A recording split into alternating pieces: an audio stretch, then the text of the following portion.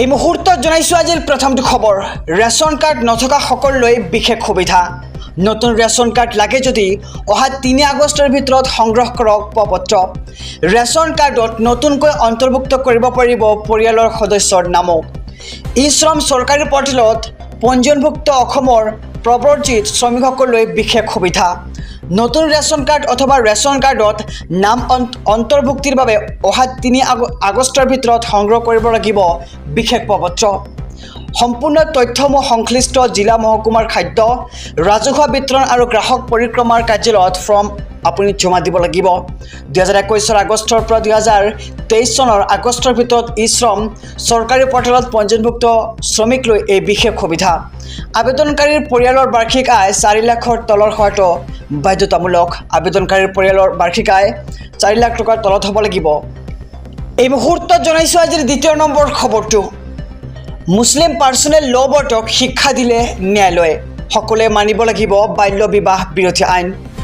বাল্য বিবাহ বিৰোধী আইনৰ ঊৰ্ধত নহয় মুছলিম পাৰ্চনেল ল' বৰ্ড ভাৰতত সকলো ধৰ্মৰ নাগৰিকৰ বাবে প্ৰযোজ্য এই আইন বাল্য বিবাহ গোচৰত অভিযুক্তক ৰেহাই নিদিয়ে ন্যায়ালয়ে ভাৰতৰ প্ৰতিজন নাগৰিকে মানিব লাগিব বাল্য বিবাহ বিৰোধী আইনখন বাল্য বিবাহ গোচৰত অভিযুক্ত পৰিয়ালক শিক্ষা উচ্চ ন্যায়ালয়ৰ মুছলিম পাৰ্চনেল ল' বৰ্ডেও ৰক্ষা কৰিব নোৱাৰিব বাল্য বিবাহকাৰীক বাল্য বিবাহ বিৰোধী আইনৰ ঊৰ্ধত নহয়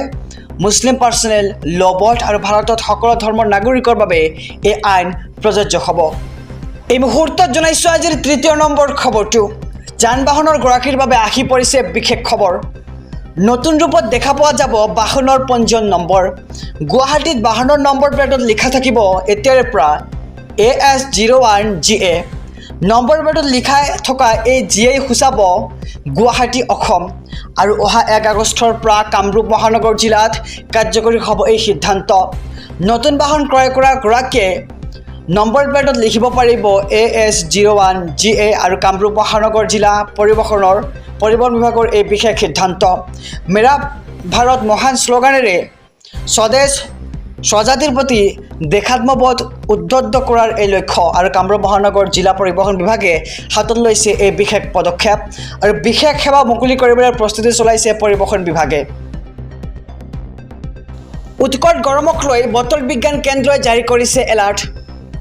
আগতকৈ অৰ্থাৎ স্বাভাৱিকতকৈ 5 ডিগ্ৰী চেলছিয়াছ বৃদ্ধি হ'ব তাপমাত্ৰা আগন্তুক 5 দিন ধৰি উৎকট গৰমে ৰাজ্যবাসীক দহাৰ সম্ভাৱনা আজিও উৎকট গৰমে দহিব সমগ্ৰ ৰাজ্যবাসীক গুৱাহাটীত 38 ডিগ্ৰীলৈকে বৃদ্ধি পাইছে সৰ্বোচ্চ তাপমাত্ৰা আৰু অনুভৱ হৈছে 52 ডিগ্ৰী চেলছিয়াছ নলবাৰী বৰপেটা লখিমপুৰ মঙলদৈত 37 ডিগ্ৰী চেলছিয়াছ তাপমাত্ৰা দেখিবলৈ পোৱা গৈছে আৰু ইয়াৰ সমান্তৰালকৈ যোৰহাট মৰিগাঁও বঙাইগাঁও শিৱসাগৰত 37 ডিগ্ৰী চেলছিয়াছ দেখিবলৈ পোৱা গৈছে তাপমাত্ৰা আৰু তেজপুৰ নগাঁও শিলচৰ 38 ডিগ্ৰী চেলছিয়াছ তাপমাত্ৰা দেখিবলৈ পোৱা গৈছে আৰু